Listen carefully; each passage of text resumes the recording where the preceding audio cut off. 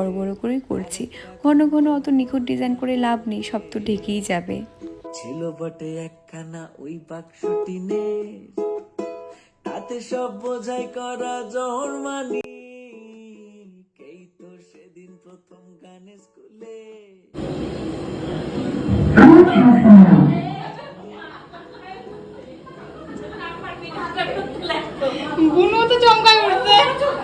হঠাৎ করে এইভাবে ব্লুটুথটা কানেক্ট হয়েছে, ঠাম্মা আমি বাড়ির সবাই ভয় পেয়ে গেছি।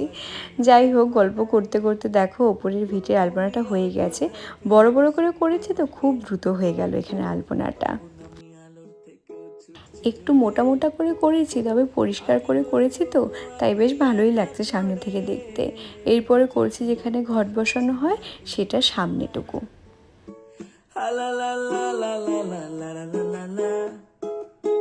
তখনও তো তোমার আমার হয়নি আলাপ, ও বাবা, তখনও তো তোমার আমার হয়নি আলাপ।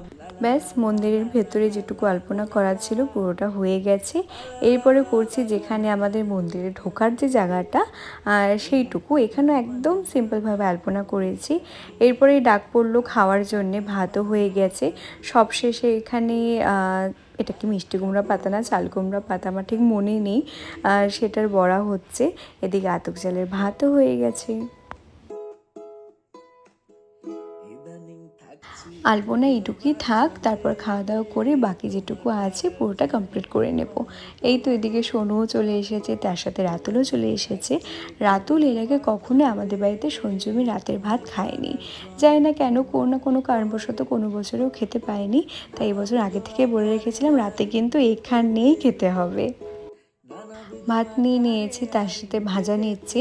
আর আমরা যারা উপোস থাকি সবাইকে একদম গুনে গুনে 5 রকম ভাজাই দেওয়া হয়, যে 5 রকম ভাজাই খেতে হবে।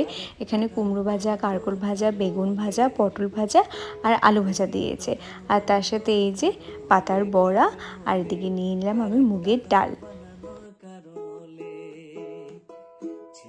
সারাটা দিন ধরে অপেক্ষা করে থাকি কখন রাতে ঠাকুরের বাসনে সে নিরামিষ রান্নাগুলো হবে আর অনেকগুলো ভাত খাবো, কিন্তু সেই অনেকগুলো ভাত খাওয়ার স্বপ্ন আমার কখনোই পূরণ হয় না। আমি রেগুলার যেটুকু ভাত খাই তার থেকেও মনে হয় আমি আজকে কম খেতে পারি। প্রত্যেকটা রান্নাই ভীষণ ভালো হয়েছিল, তবে আমার তো খেতে অনেক সময় লাগে। চারিপাশে সবার খাওয়া হয়ে গেছে, কিন্তু এখন আমি বসে বসে পাখির মতো টুকটুক করে খাচ্ছি। খাওয়া দাওয়া শেষ করে এখন সোনু আর রাতুল বেরিয়ে যাচ্ছে। সোনু প্রত্যেকবারই থাকে, কিন্তু এবছর